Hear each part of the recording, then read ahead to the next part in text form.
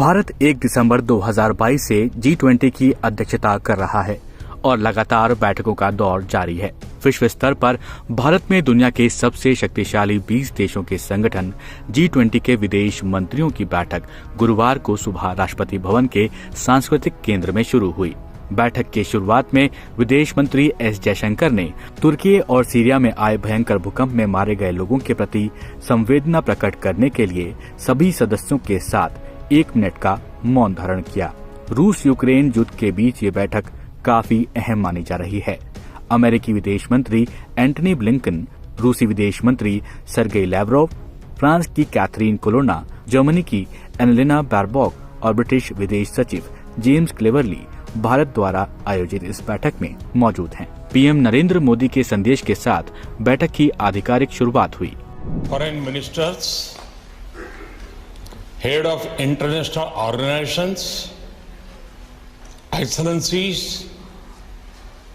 I welcome you to India for the G20 Foreign Ministers meeting.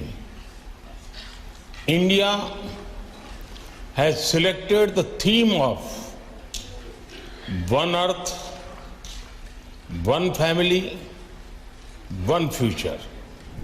अब आपके मन में G20 से जुड़े कई सवाल होंगे, जैसे G20 क्या है, भारत के लिए G20 की अध्यक्षता के क्या मायने हैं, समझते हैं इस वीडियो में।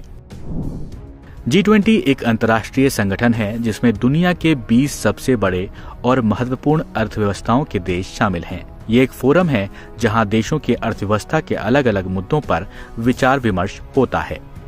G20 दुनिया के 19 देशों और EU यानी यूरोपीय संघ से मिलकर बना हुआ है। इसमें शामिल देशों की वर्ल्ड जीडीपी में करीब 85% की भागीदारी बताई जाती है। इस ग्रुप में जो देश शामिल हैं, उनमें Argentina, Australia, Brazil, Canada, China, France, Germany, India, Indonesia, Italy, Japan, Republic of Korea, Mexico, Russia, Saudi Arabia, South Africa, Turkey, United Kingdom, United States, इसके साथ साथ यूरोपियन यूनियन भी शामिल है। इस साल जब भारत अध्यक्षता कर रहा है, तब Bangladesh, Egypt, Mauritius, Netherlands, Nigeria, Oman, Singapore, Spain और यूएई को एज गेस्ट इनवाइट किया गया है। पिछले साल यानी 2022 में इंडोनेशिया ने G20 की अध्यक्षता की। साल 2023 में इसकी अध्यक्षता भारत कर रहा है और 2024 में ब्राजील के पास ये G20 की अध्यक्षता होने वाली है। अब सवाल ये कि G20 की शुरुआत आखिर क्यों और कब हुई? तो आपको बता दें कि G20 की शुरुआत 1999 में हुई थी। उस समय G20 फाइनेंशियल स्टेबिलिटी फोरम के रूप में जाना जाता था और इसमें केवल वित्तीय मुद्दों पर विचार विमर्श हुआ करता था। 2008 की फाइनेंशियल क्राइसिस के बाद G20 ने अपनी गतिविधियों को विस्तारित कर दिया और अर्थव्यवस्था के विभिन्न मुद्दों पर विचार विमर्श करने वाले अंतर्राष्ट्रीय संगठन के रूप में विकसित हुआ। उस समय से अब तक G20 एक महत्वपूर्ण विश्व स्तरीय फोरम बन गया है जो दुनिया भर की अर्थव्यवस्थाओं के अलग अलग मुद्दों पर चर्चा करता है। G20 में शामिल देशों की चुनौतियों, मुद्दों और मांगों पर विचार विमर्श किया जाता है ताकि संयुक्त रूप से वो अर्थव्यवस्थाओं की समस्याओं का सामना कर सकें। अब ये समझते हैं कि जब भारत G20 की अध्यक्षता कर रहा है, तब भारत को इससे क्या फायदा हो सकता है। भारत को G20 की अध्यक्षता मिलना इस बात को दर्शाता है कि भारत वैश्विक ताकतों के बीच वर्ल्ड लीडर बनकर उभर रहा है।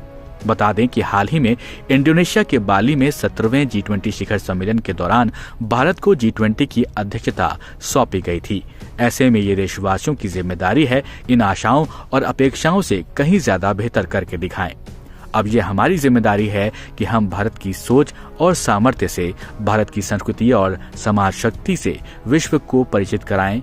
ये हमारा दायित्व है कि हम अपनी हजारों वर्ष पुरानी संस्कृति की बौद्धिकता और उसमें समाहित आधुनिकता से विश्व का ज्ञानवर्धन करें। पीएम ने देश को इस अवसर का उपयोग करने को कहा था। उन्होंने कहा था कि हमें वैश्विक भलाई पर ध्यान केंद्रित करना चाहिए। G20 की अध्यक्षता हमारे लिए एक बड़े अवसर के रूप में आई है।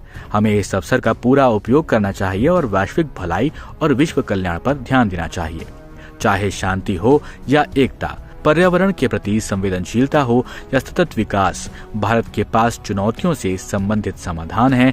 उन्होंने ये कहा था कि एक धरती, एक परिवार, एक भविष्य की जो थीम है इस आयोजन को वो दी गई है, वो हमारी वसुधैव कुटुंबकम की प्रतिबद्धता को दर्शाती है।